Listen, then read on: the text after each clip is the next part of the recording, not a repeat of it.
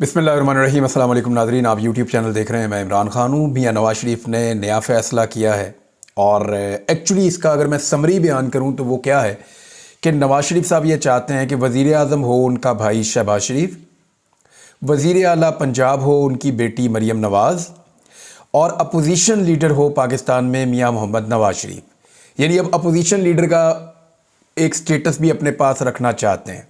फ़ैसला बहुत अजीब है जो नवाज़ शरीफ ने किया, लेकिन पहले नवाज़ शरीफ का एक स्टेटमेंट। मैंने आपको एक बयान बताया था शहबाज शरीफ का, और शहबाज शरीफ ने उस बयान के अंदर जो बात की थी वो आज हर पाकिस्तानी के दिल की आवाज़ है। शहबाज शरीफ ने कहा था महंगाई इतनी है कि समझ नहीं आता कि मुंह छुपा कर मैं कहाँ जाऊँ।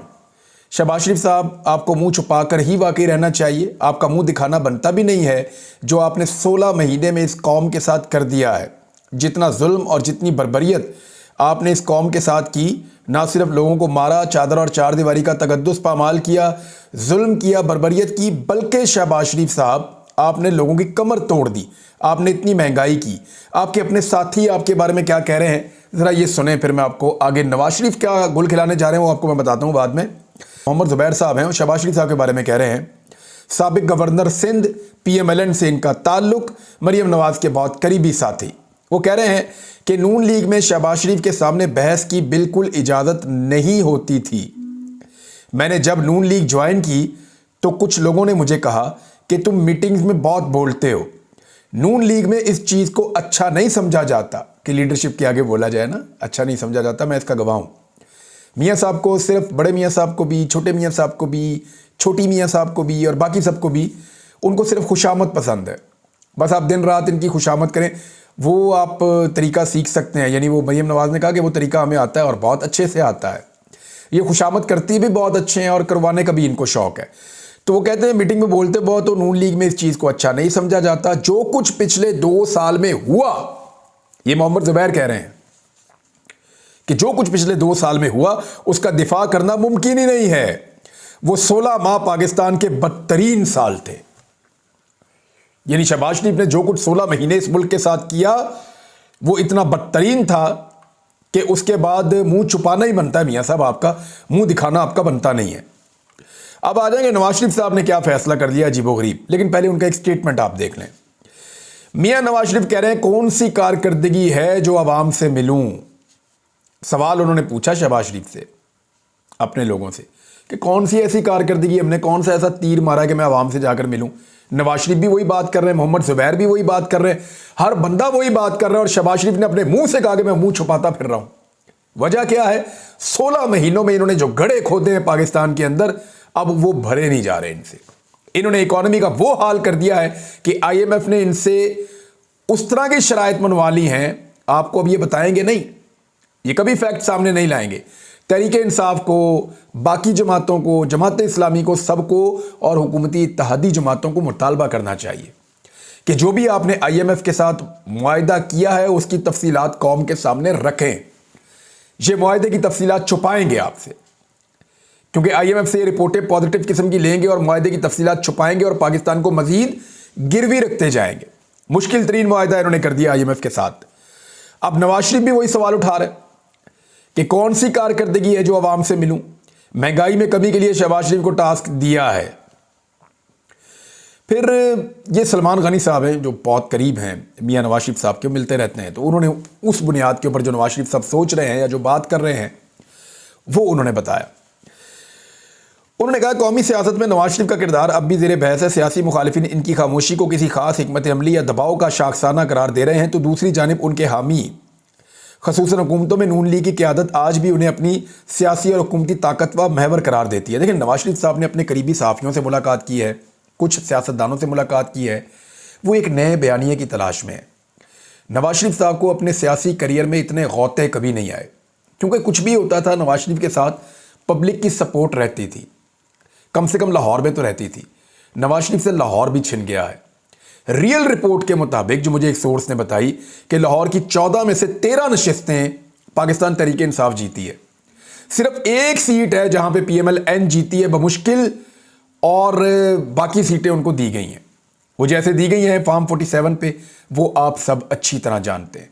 नवाज शरीफ से अपने जो करीबी सहाफ़ी हैं जो उनके लिए बयानियाँ बनाते हैं, उनसे मुलाकात की है। वो करने क्या जा रहे हैं ये ज़रा आप गौर कीजिएगा। देखिए, मैंने आपको पहले कहा कि वो चाहते हैं कि उनका भाई वज़ीर आज़म हो, बेटी वज़ीर आला हो और वो खुद अपोजिशन लीडर हो। यानी ये तो मुमकिन नहीं है ना कि एक ही घर के अंदर अपोजिशन लीडर भी रहता है और वज़ीर आज़म और वज़ीर आला भी रहते हैं। ये दो नंबरी तो कौम कभी नहीं मानेगी। नूरा कुश्ती तो उन्होंने पहले बहुत कर ली है, हुकूमत भी उनके साथ है और सियासत भी उन्होंने कर दी है हुकूमत के खिलाफ। How is it possible? मियाँ नवाज शरीफ महंगाई का वावेला कैसे कर सकता है जब उसका भाई महंगाई मुसल्लत कर रहा है? मियाँ नवाज शरीफ बैड गवर्नेंस का रोना कैसे रो सकता है जब उसकी बेटी और उसका भाई जो है वो बैड गवर्नेंस के नए से नए रिकॉर्ड कायम कर रहे हैं? तो मियाँ नवाज शरीफ लोगों को बेवकूफ़ बनाने की एक मरतबा फिर कोशिश करेंगे। क्या बना पाएंगे? इस इलेक्शन में तो नहीं बना पाए। लोगों ने तो दुर्गत बना दी है, इनकी चंगी मंगी ठोक दी है लोगों ने, इनको वोट ही नहीं डाला। अब आप सुने कि एक्चुअली ये करने क्या चाह रहे हैं। ये जो जजों का खत वाला मामला है ना, नवाज शरीफ साहब मुबैना तौर पे इस पर मुशावरत कर रहे हैं कि मैं इसके अंदर एक फरीक बन जाता हूं और मैं फरीक बन के रोला डाल देता हूं कि देखें जी मेरे साथ बड़ी ज्यादती हुई है, ये जज सारे ठीक कह रहे हैं, इससे पहले भी जजेस यही कह रहे थे, पहले भी जजेस के ऊपर दबाव था, आज भी जजेस के ऊपर दबाव है, दबाव की वजह से मेरे खिलाफ फैसले किए गए हैं और वो दबाव जो जजों के ऊपर उस वक्त डाला गया या अदलिया को जो इस्तेमाल किया गया मेरे खिलाफ, सबसे बड़ा विक्टिम तो मैं हूं। मुझे मेरी हुकूमत को ख़त्म कर दिया गया, मुझे मुल्क से जिला वतन कर दिया गया। मियाँ साहब अब ये नया मंजन लेकर आएंगे। मियाँ साहब इस मंजन को मार्केट में रखेंगे और इस मंजन को बेचने की कोशिश करेंगे, लेकिन मियाँ साहब का ये सारी इमारत खड़ी करने से पहले इसकी बुनियादों को थोड़ा सा हिला देते हैं। मैं आपको बताता हूँ कैसे। देखिए, मियाँ नवाज शरीफ साहब के खिलाफ जो कुछ भी हुआ था, मियाँ साहब कहते थे उसके लिए जनरल रिटायर कमर जावेद बाजवा और जनरल रिटायर फैज़ हमीद उसके लिए जिम्मेदार हैं। एक उस वक्त के आर्मी चीफ थे और एक उस वक्त के DG ISI थे। मियाँ साहब कहते थे ये दोनों जिम्मेदार हैं जो कुछ मेरे साथ हुआ है और इन्होंने अदलिया के जरिए से मेरे खिलाफ फैसले कराए। मियाँ साहब ये कहते थे।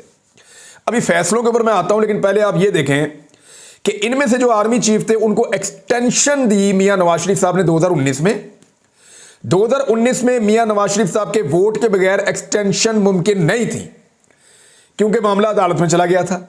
मियाँ साहब ने एक्सटेंशन के लिए अपने तमाम लोगों को कायल किया और सबने जाके जनरल रिटायर कमर जावेद बाजवा साहब को एक्सटेंशन दी। तो मियाँ साहब का बयानिया एस्टेब्लिशमेंट के खिलाफ जीरो हो गया उस दिन। अब नहीं हो सकता कुछ। अब मियाँ साहब ने क्योंकि एक्सटेंशन दे दी है और साथ खड़े हो गए तो अब कुछ नहीं हो सकता। तो वो तो बयानिया इनका बढ़ गया मियाँ साहब का एक्सटेंशन देते, और मियाँ साहब ने डील भी ले ली उसके बदले में। यानी उसी साल के इख्तिताम पे 2019 में जब वो एक्सटेंशन दे रहे थे, उन्हीं दिनों में कुछ अर्सा पहले डील करके वो पाकिस्तान से बाहर चले गए थे मियाँ साहब। तो एक तो डील करके पाकिस्तान से मियाँ साहब बाहर गए और बकौल शाहिद अफरीदी के जो NRO है या डील है, ये इदारे देते हैं। वज़ीर आज़म का कोई इख्तियार नहीं होना चाहिए। शाहिद अफरीदी साहब को जिसने भी ये बात बताई, बात तो उसने ठीक बताई लेकिन ये करने वाली बात नहीं थी। लेकिन शाहिद अफरीदी साहब का एक वो है नहीं, सियासी दिमाग नहीं है, तो उनको आइडिया नहीं था कि वो क्या बोल रहे हैं। जो किसी ने उनको बात सुना दी, किसी ऑफिसर ने या किसी बंदे ने, वो उन्होंने आगे टीवी पे बोल दी। तो सियासत के अंदर ज़रूरी है कि आपको पता हो कि क्या नहीं बोलना, क्या बोलना है वो ज़्यादा ज़रूरी नहीं कि आपको पता हो, आपको ये पता होना चाहिए कि आपने क्या नहीं बोलना। तो शाहिद अफरीदी साहब सीखेंगे सियासत की अलिफ बे या ABC तो उन्हें समझ आ जाएगी। बहरहाल मियाँ साहब ने डील ली, मियाँ साहब पाकिस्तान से बाहर गए। मियाँ साहब ने उसी आर्मी चीफ को एक्सटेंशन दी जिसको वो अपने खिलाफ साजिश का हिस्सा समझ रहे थे कि मुझे क्यों निकाला, 2016-17 वाला मामला जो था। तो अब उन्हीं को एक्सटेंशन दे दी मियाँ साहब ने। तो जब एक्सटेंशन दे दी तो फिर गिला कैसा, शिकवा कैसा? अब तो आप नहीं कर सकते मियाँ साहब, नंबर 1। नंबर 2, मियाँ साहब ने अदलिया के खिलाफ एक बयानिया बनाया था, लेकिन वो सारा का सारा बयानिया कब उड़ गया? वो सारा बयानिया ये जो NRO 2 हुआ ना उसके अंदर उड़ गया। कैसे उड़ा? ये ऐसे उड़ा कि मियाँ साहब के जितने भी केसेस हैं, चाहे वो एवनफील्ड अपार्टमेंट्स का मामला हो, अल अजीज़िया वाला केस है, अल तौफीक वाला है, हुदैबिया वाला है, रमज़ान शुगर मिल वाला है, या जाली अकाउंट्स वाला है, और बहुत सारे केसेस हैं। शरीफ ख़ानदान के जितने भी मुकदमात हैं या जितने भी केसेस थे वो सारे टेक्निकल ग्राउंड्स के ऊपर ख़त्म हो गए। मेरिट के ऊपर कोई केस इनका खत्म नहीं हुआ, टेक्निकल ग्राउंड्स के ऊपर इनके मुकदमात खत्म हुए। आज इमरान खान साहब के मुकदमात के अंदर उनके वकला जो हैं वो मेरिट के ऊपर बात कर रहे हैं। इमरान खान के शदीद मुखालिफिन राणा सनाउल्लाह जैसे लोग कह रहे हैं ये केस जाली बने हैं, इमरान खान पे जाली केसेस हैं, ये नहीं टिकेंगे, मेरिट के ऊपर आते ही नहीं है। सारे अपने मुंह से कह रहे हैं और वो ये कह रहे हैं जब भी अदालत इसको सुनेगी मेरिट के ऊपर ये उड़ जाएंगे। लेकिन नवाज शरीफ साहब के केसेस टेक्निकल बुनियादों पर एनआरओ 2 की मौजूदगी में जब इन्होंने हुकूमत बनाई, इमरान खान की हुकूमत गिराकर, तो कवानीन तब्दील करके फायदे लेकर मियां साहब के केसेस, शहबाज शरीफ के, हमजा शहबाज के, नवाज शरीफ के, दमादों के, बच्चों के, आगे पीछे रिश्तेदारों के, सबके केस इन्होंने खत्म करवाए। समधियों के केस खत्म करवाए, सालों के केस खत्म करवाए, सबके केस इन्होंने खत्म करवाए। कैसे करवाए? दाव लगा के, हुकूमत में आकर कवानीन को तब्दील करके, सिस्टम को इस्तेमाल करके, एनआरओ 2 के जरिए इन्होंने अपने केसेस खत्म करवाए टेक्निकल बुनियादों पे। आज तक मियां नवाज शरीफ साहब ने जवाब नहीं दिया। मियां साहब बन जाएं फरीक, अदालतों में चले जाएं दोबारा, अपने केसेस को दोबारा खुलवा लें और बैरिट के ऊपर अपने केसेस का फैसला करवाएं। यह तो मुमकिन नहीं है कि जब आपका दिल करे तो आप एक डील करें और एनआरओ लेकर अपने केसेस माफ करवा दें और बाद में उन्हीं केसेस की बुनियाद के ऊपर जिनको आपने एनआरओ लेकर माफ करवाया है एक बयानिया खड़ा करें कि आपके साथ ज्यादती हुई थी। तो फिर केसेस क्यों ना दोबारा खुल जाएं आपके?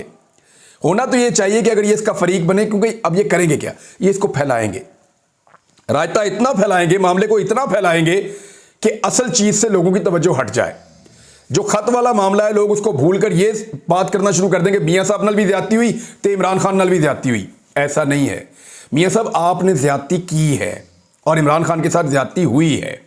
आपने आज तक अपनी वेल्थ का हिसाब नहीं दिया। आपने आज तक करप्शन के केसेस में से किसी एक का भी जवाब नहीं दिया। सारे टेक्निकल ग्राउंड्स के ऊपर आप बचते रहे हैं। दूसरी जानिब इमरान खान अपने मुकदमात को लड़ रहा है, वो जेल से भागकर डील नहीं कर रहा और आप डील कर कर हमेशा भाग जाते हैं। आप में और इमरान खान में जमीन आसमान का फर्क है। अब मियां साहब जो हैं वो जजों के ऊपर तकिया रखेंगे, यानी एस्टेब्लिशमेंट के साथ वो उनकी पहले ही डील हो चुकी थी और जो रिटायर्ड जजेस हैं उनके ऊपर अब ये इंतकामी कार्रवाई करेंगे। लाओ जी उनको अदालतों में, बुलाओ जी उनको अदालतों में। हो सकता है कादी फायद ईसा साहब इसके अंदर उनकी मदद भी करें मियां साहब की, क्योंकि हमने देखा है कि अमूमन कादी फायद ईसा साहब का जो फैसला या कोई चीज़ होती है या प्रोसीडिंग होती है जो अदालत की, हम देखते हैं कि PMLN उससे खुश रहती है या उनको वो चीज़ें सूट करती हैं। हादसाती तौर पर आप कह सकते हैं, आप कानूनी तौर पर कह सकते हैं, लेकिन नॉर्मली ऐसा होता है कि PMLN उन चीज़ों से खुश होती है। अब मियां साहब के करीबी सहाफ़ियों से उन्होंने ये बयानिया फैलाया कि मियां साहब इनकलाबी बनने जा रहे हैं, लेकिन महंगाई, बेरोजगारी, गुर्बत, हालात की खराबी, बदअमनी, ये सारी चीज़ें और बैड गवर्नेंस, इसकी मौजूदगी में क्या नवाज शरीफ का कोई बयानिया बिकेगा जिस वक्त उसका अपना भाई वजीर आज़म और बेटी वजीर आला पंजाब है? मुझे तो नहीं लगता। मरियम नवाज ने 4 दिन के बाद उनकी हुकूमत जागी है भावल नगर वाले वाकये के ऊपर, 4 दिन के बाद जागी है। अच्छा, पुलिस ने उसके ऊपर एक स्टेटमेंट दिया, जरा मैं उस पर आप बात कर लेता हूँ। अब पुलिस ने कहा जी कि ये खबरें फैलाई जा रही हैं कि 300 बंदा कोई इस्तीफ़ा देकर चला गया और कोई IG ऑफिस में 50 से ज़ायद सब इंस्पेक्टर और इंस्पेक्टर के इस्तीफ़े आ गए और ये वो सब, ये वाकई फेक न्यूज़ है। देखिए, इतने बड़े पाकिस्तान में लोग गैरत खाते हैं, लोग गुस्से में आते हैं इक्का दुक्का, कभी कोई कांस्टेबल, कभी कोई सब इंस्पेक्टर, कभी कोई और, वो इक्का दुक्का जिनकी वीडियोज़ आ रही हैं उनकी तादाद जो है वो 1 दर्जन के करीब होगी मैक्सिमम पूरे पंजाब के अंदर, या हो सकता है इससे ज़्यादा हो और हमारे नॉलेज में ना हो। तो एग्जैक्ट रिपोर्ट तो पता चलेगी जब इदारों में से आएगी और सोर्सेज बता भी देते हैं, लेकिन ये 300-300 बंदे, 500-500 बंदे, ये फेक न्यूज़ है। वजह यह है कि अगर इतने बड़े पैमाने पर लोगों के अंदर गैरत जागना शुरू हो जाए ना, तो फिर मुल्क का काया पलट जाए, हालात बिल्कुल बदल जाए। ऐसा हो नहीं सकता और ऐसा अभी फ़िलहाल दिखाई नहीं दे रहा, लेकिन ये चीज़ें ज़्यादा दूर भी नहीं है ऐसा लगता है। पाकिस्तान तहरीक इंसाफ ने बड़ा तगड़ा जलसा किया जी पशीन में, और अब वो जलसा करने जा रहे हैं कोहाट में, और कोहाट में बोर्ड चौक है जहां पे ये जलसा करेंगे और इन्होंने अनाउंस कर दिया कि हम वहां पे जलसा करने जा रहे हैं। अब आ जाए उसी बात पे जहां से बात शुरू हुई थी, महंगाई, आम आदमी की कमर तोड़ना। इसके ऊपर जो है वो मुजम्मल असलम, जो पाकिस्तान तहरीक इंसाफ के और खैबर पख्तूनख्वा के इस वक्त एडवाइज़र भी हैं, वो ये कहते हैं मुल्क की माशी कमर टूट चुकी, मगर फैसला साजों को समझ नहीं आ रही। जमहूरियत को खतरा सिर्फ फार्म 47 की जमातों से है। 2 खानदानों ने मुल्क और ओहदों पर कब्जा करके मुल्क को जाम कर दिया है। वाकई में जो मईशत की सूरत हाल है ना, आप अंदाज़ा नहीं कर सकते कि PMLN के अपने लोग, यानी मुझे 1-2 जगह पे लोग मिले, एक शादी में भी लोग मिले, उनके मुंह उतरे हुए थे, वो बहुत परेशान थे और उनको सिर्फ इस बात की फ़िक्र है कि मईशत की कमर टूट गई है। बेड़ा गर्क कर दिया मईशत का पिछले 16 महीने की इनकी हुकूमत ने, फिर निगरान हुकूमत ने, और अब जो हुकूमत आई है अब भी इनको कोई समझ नहीं आ रही कि हमने कैसे चलाना है, क्योंकि जिसने मईशत को चलाना है उसका ताल्लुक इनकी पार्टी से नहीं है और इनको पता भी नहीं है कि वो कैसे चला रहा है और क्या कर रहा है। एक रिपोर्ट आई है एशियन डेवलपमेंट बैंक की, वर्ल्ड बैंक की भी एक रिपोर्ट थी मिलती जुलती। एशियन डेवलपमेंट बैंक की भी एक रिपोर्ट है, वो ये कह रहे हैं कि जो पाकिस्तान है वो एशिया का सबसे महंगा मुल्क बन चुका है इस वक्त। इस साल भी पाकिस्तान एशिया का सबसे महंगा मुल्क रहेगा, अगले साल भी पाकिस्तान एशिया का सबसे महंगा मुल्क रहेगा, पिछले साल भी पाकिस्तान एशिया का सबसे महंगा मुल्क था। यह किया जी इस हुकूमत ने। और इससे पहले इमरान खान के दौर में यह आदादोशुमार नहीं थे कि हम सबसे महंगे थे, हमारा कहीं नीचे जाके नंबर आता था, वो डाटा मैं चेक कर लूंगा। लेकिन सबसे महंगा मुल्क एशिया के अंदर जो है वो पाकिस्तान इस वक्त है। और दूसरी जो अलार्मिंग बात है वो ये है इस रिपोर्ट के अंदर कि पाकिस्तान की जो पॉलिसीज हैं उनके नतीजे में पाकिस्तान की जो ग्रोथ है वो भी बहुत स्लो है। यानी कोई ऐसी उम्मीद नहीं है कि फटाफट ये हालात ठीक हो जाएंगे या महंगाई कंट्रोल हो जाएगी। आमदन लोगों की लगातार नीचे जा रही है, महंगाई लगातार बढ़ती जा रही है, और लिविंग के लिहाज से, शहरियों के रहने के लिहाज से पाकिस्तान इस रीजन का सबसे महंगा मुल्क बन चुका है। नाज़रीन, एक बहुत अफसोसनाक वाक़या है, मैं उस पर ज़रूर जिक्र करना चाहूँगा कि बलूचिस्तान में एक बड़ा दहशतगर्दी का वाक़या हुआ है और बहुत अफसोसनाक वाक़या हुआ है। ज़िला नौशकी में नामालूम अफराद की फायरिंग से पंजाब से ताल्लुक़ रखने वाले ये मुसाफिर थे, ये जा रहे थे, इनमें से 11 अफराद जाँ बहक हो गए हैं और 5 ज़ख्मी हो गए हैं। ये लोग ट्रैवल कर रहे थे, मुबैना तौर पे पहले इनको अगवा किया गया और उसके बाद नाकाबंदी करने के बाद इन लोगों को कत्ल किया गया है। और ये बहुत अफसोसनाक है, लॉ इन्फोर्समेंट के लिए चैलेंजिंग सूरत हाल है। कुछ लोगों का ये कहना है कि ये लोग ईरान और इराक़ जा रहे थे ज़ियारतों के लिए, कुछ लोगों का कह रहा है कि तिजारत वगैरह के लिए, सबकी अपनी अपनी बातें हैं। लेकिन एक्चुअली ये लोग जो हैं वो वहाँ से ट्रैवल कर रहे थे, इनको उतारा गया दहशतगर्दों की जानिब से, और जो अस्करियत पसंद हैं उन्होंने इनको जान से मार दिया। ये जाँ बहक हो गए हैं, बहुत अफसोसनाक वाक़या है। चैलेंजेस बढ़ते चले जा रहे हैं सिक्योरिटी फोर्सेस के लिए बलूचिस्तान में, कबायली इलाकों में, और स्पेशली जो गिलगित बल्तिस्तान में जो इंसिडेंट हुआ उसके बाद वहाँ पे भी बहुत ज़्यादा काम में तेज़ी लाने की ज़रूरत पड़ गई है। बहावल नगर का जो वाक़या है उसकी तहकीकात के लिए एक JIT बना दी गई है, उसका नोटिफिकेशन भी जारी कर दिया गया है। जो स्पेशल सेक्रेटरी होम हैं फजलुर रहमान, वो कन्वीनियर हैं। उसके अलावा कमिश्नर बहावलपुर को इसमें शामिल किया गया है और DIG स्पेशल ब्रांच फैसल राजा को इसमें शामिल किया गया है। और ISI और IB का एक नुमाइंदा भी JIT का हिस्सा होगा, इंटेलिजेंस ब्यूरो का और ISI का। तो ये जो ISPR ने कहा था कि एक मुश्तरका टीम बनेगी, अब देखते हैं 72 घंटे के अंदर ये क्या रिपोर्ट बनाकर हुकूमत को पेश करते हैं। नाज़रीन, खबरें तो और भी हैं लेकिन यहाँ तक मेरे ख्याल में इसको रोकते हैं, बाकी खबरें आपको अगले व्लॉग में देते हैं। अब तक के लिए इतनी, अपना ख्याल रखिएगा, अपने इस चैनल का भी। अल्लाह हाफ़िज़।